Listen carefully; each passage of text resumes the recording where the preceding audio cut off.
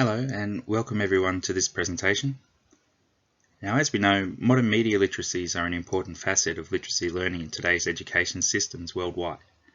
Among the varied media that students are exposed to in the classroom are novels, picture books, comics, computer games and other digital media.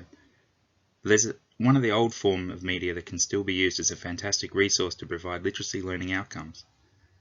So how can newspapers help develop and improve students' literacy learning? And are they still useful as literacy resources in modern multimodal contexts? Newspapers, of course, are multimodal, engaging linguistic and visual modes of communication.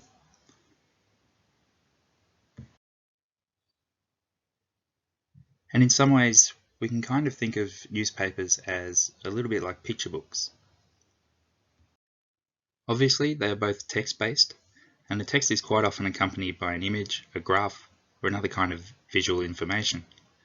Like picture books, articles in newspapers have a setting, where the event or story has taken place, which is often indicated in a byline. Characters, the who or what the article is about. And when an image is present, there's also a narrative perspective, usually as an omniscient narrator, where the viewpoint of the narrator is external to the characters. Think of the images we see of politicians breaking new ground or a sports person receiving an award, and we can see all the participants of the article in those images. So why should teachers use newspapers as multimodal resources in the classroom?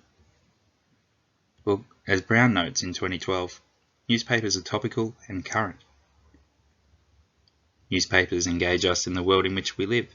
They do so in a way that textbooks and course texts cannot, as they have an immediacy to them. And that's to say that they are a snapshot of what's happening in the world at this moment. They're up to date on current affairs and world events, as well as local and community events.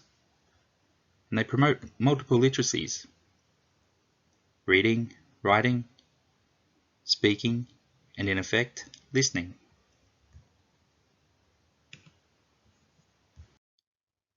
Newspapers can do all this because they are so diverse. They display a variety of fonts, styles, and shapes.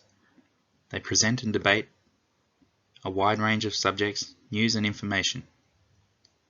These are often accompanied by pictures, illustrations, infographics, and even crosswords. And all these attributes make newspapers a valuable teaching resource.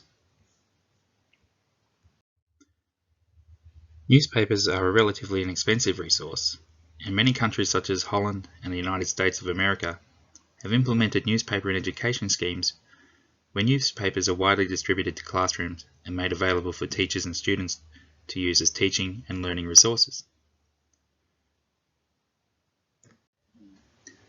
Findings from studies into these schemes show that when freely distributed and easily accessible, newspapers are used intensively as a teaching resource. The real value of newspapers as a resource is that they are authentic. They are contemporary and provide a snapshot into society at present, and they make a great historical resource as well. Newspapers are a valuable source of vocabulary and grammatical items and structures. Newspaper articles are often written in different styles, such as a news report or an opinion piece, and therefore provide excellent examples of formal, semi-formal, and informal text for students to analyse and study. So now we understand a bit more about how newspapers are valuable as multimodal resources in classrooms.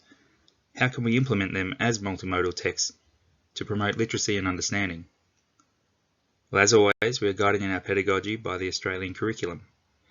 For Year 3 Language and Literature strands, we find content descriptors that are perfectly suited to resources such as newspapers. They are: understand how different types of text vary in the use of language choices depending on their purpose and context, for example, tense and types of sentences, in which different newspaper articles can be examined for their grammatical structure and language use. And draw connections between personal experiences and the world of text and share responses with others, in which newspaper articles can be explored for connections with community groups such as sporting clubs that students may be involved with which will help them draw connections between what they read in newspapers and what they experience in the world. In my Year 3 class, we are currently using newspaper headlines, which as we know are often made of poorly constructed sentences, often omitting verbs and articles, and we're constructing better sentences from them. We're using newspaper articles to make connections to local events and discussing this with the class. We're also creating a class newspaper for assessment, in which a variety of different writing styles shall be used. Another excellent pedagogy for teaching using newspapers as multimodal teaching resources to help develop literacies is the 5+1 newspaper organiser strategy. This strategy takes an inquiry approach to analysing newspaper articles utilising the 5 W's plus 1 H. Who, what, where, when, why, and how. This approach is effective in developing students' reading skills as it helps them define the main ideas, the meaning of words, and the explicit and implicit information of the text very easily. This approach works well as a group activity where students can discuss the text and engage in the task together. The image on the right of the page is an example of a worksheet that students could use to analyse newspaper articles using the 5+1 newspaper organiser strategy. So thank you for attending this presentation. I hope you found it informative and inspires you to use newspapers as the great multimodal resource that they are. Thank you.